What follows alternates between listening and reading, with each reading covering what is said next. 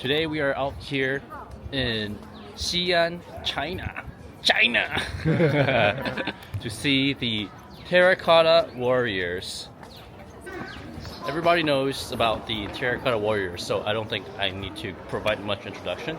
But they were gravesite statues for the first emperor of China. The first one that this guy, yes, the first guy that unified all of China. Because prior to Qin Shihuang, the whole place was split into many small countries, right? Little small states, just like all other places in the world. The emperor himself wanted the soldiers to accompany him in the afterlife. Actually, fun story, Qin Shihuang was so afraid of death that he experimented with all kinds of crazy longevity hacks, such as drinking mercury, which, as we know, just kills you much faster. And here we are at the first pit. Wow, look at that. Wow. This is where pit 1 is, with all the soldiers down there.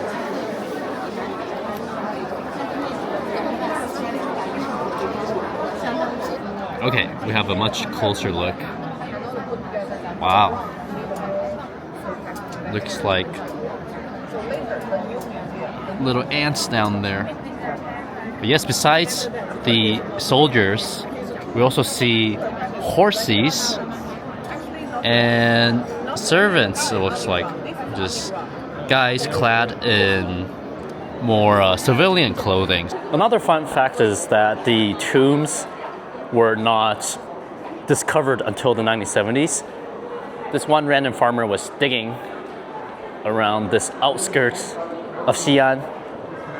He just found a clay head poke up from the dirt, which obviously shocked him. But he was an honest man and went straight to the authorities and reported his findings.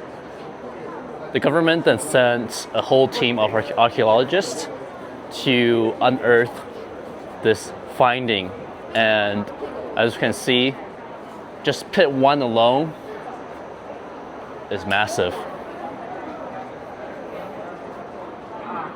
If we look closer, the statues have little rods under them to keep them in place and make them more stable.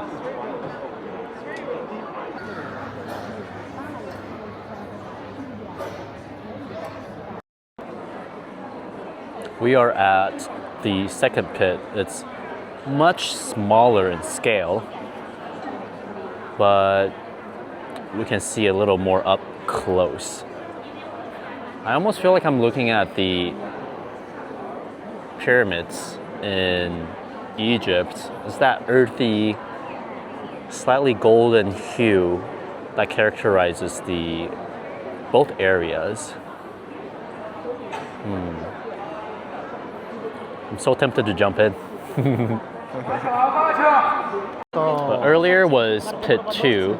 We're at pit 3 now. And there's nothing. Apparently this pit is still work in progress. You can see the wavy clay down there without the soldiers. Well, there's one modern age terracotta warrior right there. CCP soldiers walking on the wall. The site of the pit 3 has more interesting things. Broken terracotta warriors. It's all broken down there as well. No wonder they reserved for last. Here's one closest to us, encased in glass.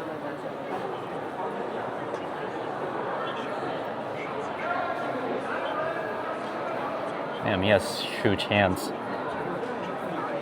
Big ass face too. We're at the last exhibit of the Mausoleum, which is just a museum. One thing I forgot to mention is the mausoleum is modeled after a whole ass city, right? So it's not just soldiers, but also the servants we looked at earlier. There's like food around. There's a lot more bells and whistles around to serve the emperor in his afterlife. So yeah, it's very much like the pyramids now I think about it. Here we have a cinematic showing how the Qin emperor conquered all the neighboring nations. It's a history lesson delivered via anime or animation. Maybe the Chinese will be mad if I use the word anime. Here we can see the timeline of various feats accomplished by the emperor. Of note, here is when he went looking for the immortality medicines. So 215 BC and 213 BC is when he did the most famous book burning.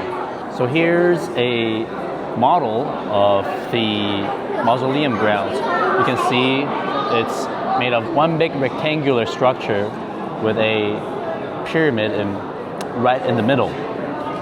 The outer wall and the inner wall.